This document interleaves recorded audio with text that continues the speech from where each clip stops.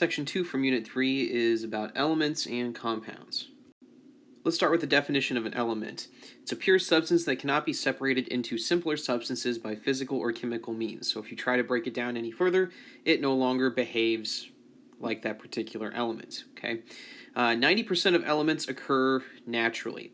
It's about 10% of them have to be produced in labs, and some of them exist for a reasonable amount of time, and some exist for just fractions of a second. When it comes to chemical names and symbols for elements, the symbol consists of one or two letters, the first letter of which is capitalized. So if you're looking at your periodic table there and find oxygen, atomic number 8, it's capital O. Argon, atomic number 18, capital A, lowercase r. Neon, atomic number 10, capital N, lowercase e. So that's how we identify them. It is important that you capitalize the first letter of these things. If you don't do that and you start running them together when we form compounds, it's going to be very hard to read, so make sure we capitalize the first letter of every symbol. Here are just a couple of examples of some elements. This top left one is a metal. You might be noticing that it looks like it's floating. This is not sitting in water. This element here actually reacts with water. This is lithium. It's sitting in oil, probably mineral oil, which allows it to not react. So that's actually with the same lithium that's in your batteries on your devices, or lithium-ion batteries, is using this lithium to help power that. But here we have to keep it under oil because it reacts with atmosphere and it reacts with water. So it's the only way to get this thing to stay as lithium. Down here at the bottom, this is bromine, element 35. It's a liquid, but it's real nasty. It turns into vapor pretty easily. These are very, very bad for you to start breathing in. So you would need to be doing this in a well-ventilated area or a fume hood. But it's kind of a dark brown red, almost blood-colored liquid is what that looks like. Also pretty reactive stuff. Over here on the right, this is a synthetic element. This is americium. Its element, I think it's 95 if I remember correctly off the top of my head. This is synthetic. This has to be produced in a lab.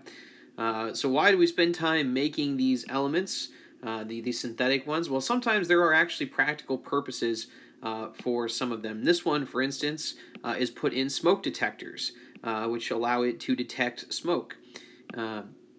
There's another one, I think, californium. I think there's an isotope of californium that's really helpful in treating cancer, types of cancer. So there is value in creating these synthetic elements. This one lasts for quite a while. Now, the heavier up you go, the less and less stable they are, and the quicker they degrade. But there is some value in trying to produce those elements. Okay, so if elements are kind of like the Lego bricks, compounds are sort of like the structures that you start building with them.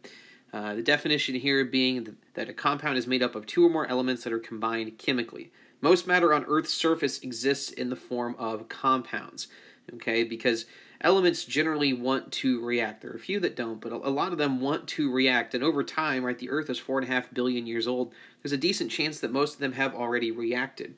So most of the matter, at least on Earth's surface, exists as compounds.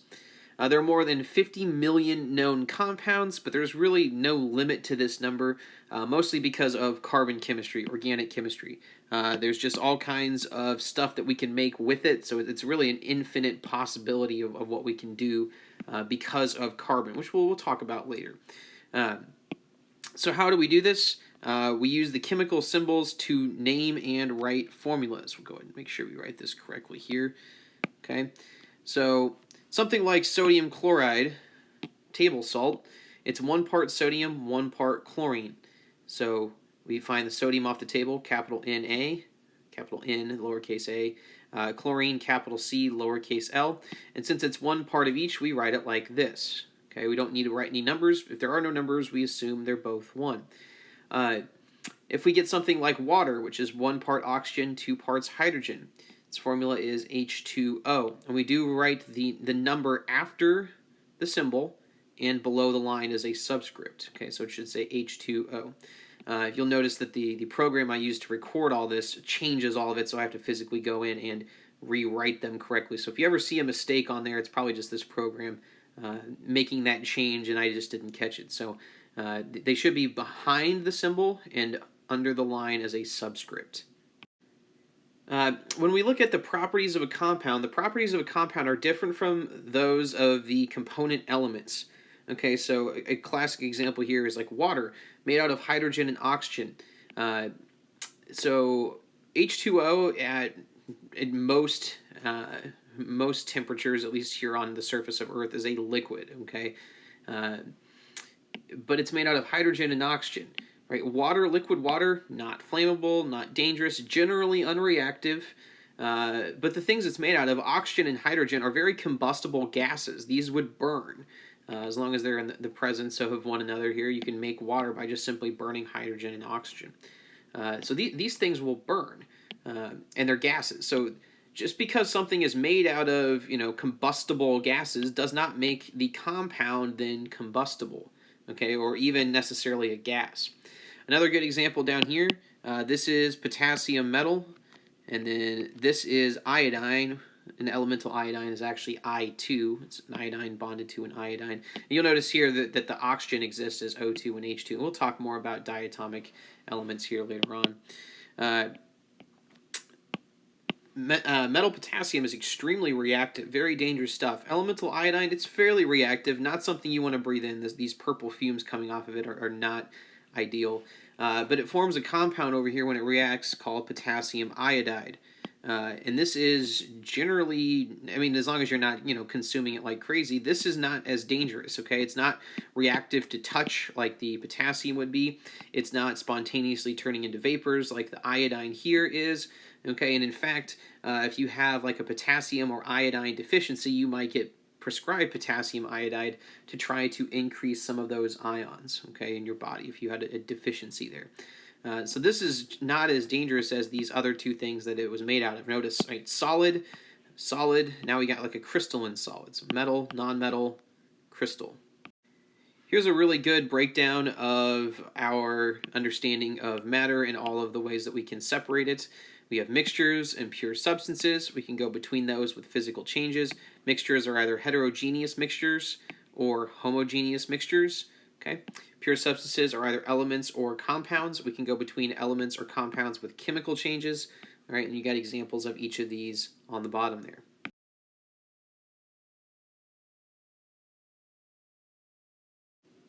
Okay, the next thing we want to look at here is the formula for percent by mass.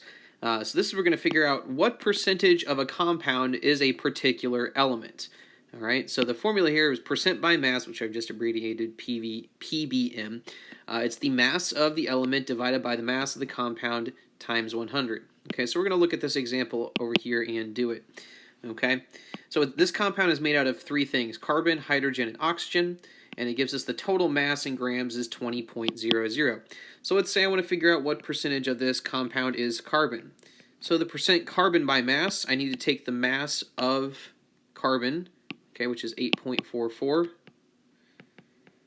grams, divided by 20.00 grams times 100.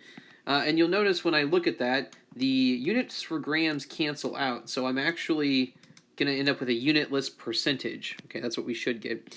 This is 42.2% carbon by mass. All right. We can do the same thing for the hydrogen. What percentage of this thing is hydrogen? Well, we can do 1.30 grams of hydrogen divided by 20.00 grams for the entire compound times 100. Let's see what that gives us. It's going to be 6.5% hydrogen. And this last one, oxygen, there's actually two ways that we could do this. Since we know that all of the percentages have to add up to 100, I mean, I could sit here and do the math on this. 10.26 grams divided by 20.00 grams times 100, right? And that's going to give us 51.3%, right, by mass oxygen. Or I could have just taken, right, since I know that the other two, I already know their percentages. Whoops, sorry, I wrote hydrogen. Did not mean to write hydrogen. Percent oxygen is equal to 100% minus 42.2 minus 6.5, and I should get 51.3%. So you can do it a couple of ways there when you get down to the final one. But you'll see some practice problems like this. Okay, so go ahead and try these two. Remember, make sure you know what is an element, and then what makes up the compound, okay? We're looking for the whole mass of the compound, right? Okay, and we're looking for just the mass of a single element there. So make sure you add up everything you need to, because the elements make up the compound. So make sure we get this mass correct, and then take this one divided by this times 100. But go ahead and try these two. We'll label this number 1, we'll label this number 2 here. Okay, so here's a good question. 2 unknown compounds are tested. Compound 1 contains 15.0 grams of hydrogen and 120 grams of oxygen. Compound 2 contains 2.0 grams of hydrogen and 32.0 grams of oxygen. Are the compounds the same? Okay, so you should already have, right, the percent by mass formula, which is the mass of the element divided by the mass of the compound times 100. And how we can tell if these two things are the same is, and we'll write it like this: if the two samples have the same percent by mass, then they are the same compound. At least for right now, that's what we're going to assume. Okay, there's a little bit of trickery to that, but if the two compounds have the same percent by mass, then they are the same compound. So what I want you to do is find the percent by mass of this first one. Remember, this is an element and this is an element, so you have to find the mass of the compound. And this one's an element, this one's an element, so you also need to find the mass of the compound. But find the percent by mass. It doesn't matter which element you pick. You could pick hydrogen or you could pick oxygen, as long as you pick one of them consistently and find the percentage of it. If the percent's the same, it's the same compound. So go ahead and try this one. Okay, and this is leading us to what we call the law of multiple proportions. When different compounds are formed by a combination of the same elements, different masses of one element combine with the same fixed mass of the other element in a ratio of small whole numbers. Basically, compounds exist in specific ratios is what that's saying. I know that's a lot of words, and trying to make sense of it. Basically, it boils down to something like this. You can have two compounds made out of the same elements, but in different ratios. So like, two compounds made out of hydrogen and oxygen. The first one, water, H2O. The second one, hydrogen peroxide, H2O2. They're both made out of hydrogen and oxygen. This one exists in a 2-to-1 ratio. This one exists in a 2-to-2 or 1-to-1 ratio if we simplify it. Okay, they're still made out of hydrogen and oxygen, but they are going to behave completely differently. So this multiple proportions law is saying that that we can have different compounds made out of the same elements, and the ratios will be different. If we look at an example of a multiple proportions type of problem, what it's going to say here, right, let's look at this one. In different conditions, copper and chlorine can react to form two different compounds. The first compound will be 64.20% copper by mass and 35.80% chlorine. The second compound is 47.27% copper and 52.73% chlorine. So the first one has this ratio, the second one has this ratio. If I take these numbers and take 64.20 divided by 35.80, okay, for compound 1, I get 1.793.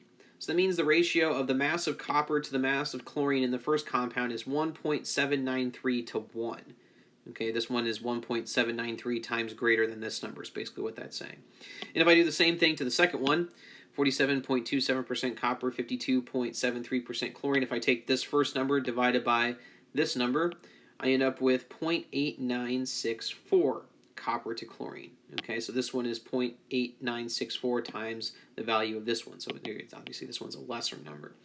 But the interesting thing here is when we look at these two numbers and compare them, 0.8964, if you multiply that times 2, you would get this first number. So what that's indicating to us, and this is what John Dalton was working with when he was talking about finding the proportions in a compound, he noticed that in the second one, it's 2 times the mass ratio of copper to chlorine, which means that chlorine has doubled is really what that's meaning here, right? If this one was multiplied times 2, this would be multiplied times 2, so this would actually be 2. So in the second one, chlorine is twice as heavy. It's making up twice as much as it did in the first one. So this first compound's formula is actually CuCl, and the second one is CuCl2.